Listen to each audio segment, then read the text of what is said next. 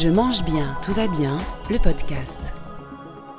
Preuve du business, Naturalia, la grande chaîne de magasins bio, a ouvert il y a quelques mois 3 boutiques en région parisienne, totalement bio et vegan, les premières de France. On y trouve 200 produits, du fromage, des yaourts, des simili carne, c'est le nom qu'on donne à ce qui a l'apparence et parfois le goût de la viande, mais aussi des produits d'entretien ou des cosmétiques. Sidonie Tagliante, responsable communication et marketing de Naturalia, met en avant 3 objectifs. Le mieux manger, le respect de l'environnement, un besoin de bienveillance, et elle refuse l'idée de tendance. L'objectif de la marque, c'était d'apporter une réponse précise et concrète à la demande des clients véganes. Donc faciliter les courses, tout simplement, être capable de faire des courses du quotidien sans forcément devoir vérifier toutes les étiquettes. Finalement, tous les Naturalia ont une offre déjà végane, autour de 800-900 produits par magasin en moyenne. Et on n'est pas du tout en train de surfer sur une mode, parce qu'on sait que nos clients ont toujours eu des attentes vis-à-vis de l'alimentation. C'est juste une façon un peu plus concrète et précise, voire une vraie réponse de commerce de proximité, d'être capable de présenter l'offre telle que le client vegan l'attend réellement. Et même pour le vin, le consommateur vegan doit s'armer de patience. Traditionnellement, une étape de clarification est faite avec du blanc d'œuf.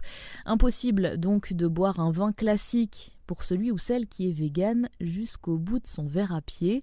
Du coup, pour Jean-Benoît Robert de l'Association végétarienne de France, l'AVF, c'est pratique, ces boutiques. Le fait qu'une grande chaîne se tourne sur une offre totalement végane, pour nous, c'est assez incroyable. C'est assez incroyable pour une bonne et simple raison, c'est que c'est pas juste un magasin qui s'ouvre sur le véganisme, c'est qu'on va retrouver tout ce qui fait notre quotidien. Toute la partie crèmerie en mode vegan, toute la partie simili en mode vegan, la B12, enfin bon, tout ce qui fait le quotidien du consommateur vegan. Jean-Benoît Robert est aussi cofondateur du premier festival de musique vegan de France.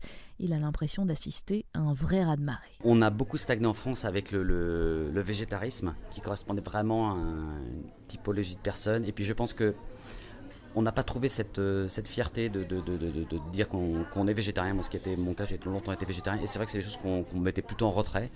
Aujourd'hui, il y a une tendance végane qui est très pop. Je dis pop de manière totalement consciente, dans la mesure où il y a tout un courant musical qui a porté le véganisme. Il y a des festivals, donc le fameux festival Smile qui représente totalement ce mélange entre pop et véganisme. Et ça nous a permis, nous, en France, de se dire finalement, il se passe plein de choses à l'étranger. Ça a l'air extrêmement sympa. Et on va y venir petit à petit. Là où on était sur une mode, je pense, il y a quelques années, là on est vraiment sur une tendance de fond qui est vraiment en train de tout... c'est un vrai tsunami, quoi, ça c'est impressionnant. Et nous on le voit donc là côté AVF, on a labellisé une centaine de produits en 2016, aujourd'hui déjà multiplié par 4. C'est vraiment impressionnant. Et on travaille aussi bien avec des petits agriculteurs bio et vegan que des grandes enseignes qui labellisent leurs produits. Trine Nguyen le voit aussi dans son entreprise. Elle est traiteur depuis 5 ans et elle a de plus en plus de clients. Même les gens qui ne sont pas véganes, en fait, par conviction ou par obligation, enfin, de santé ou par choix, ils veulent réduire leur consommation de protéines animales. Donc c'est vrai que la plupart, comme j'organise des buffets pour des mariages, pour des séminaires, la plupart des personnes ne sont pas véganes. Ou même dans les entreprises, dans les startups, beaucoup sont très demandeurs, même si tout le monde ne l'est pas. Donc ils goûtent. Et c'est vrai que justement, ça leur permet de redécouvrir les fruits et légumes autrement, les fruits et légumes de saison et des protéines végétales autrement. C'est pas facile pour ceux qui veulent vraiment découvrir autre chose de passer à du 100% végétal ou 100% cru.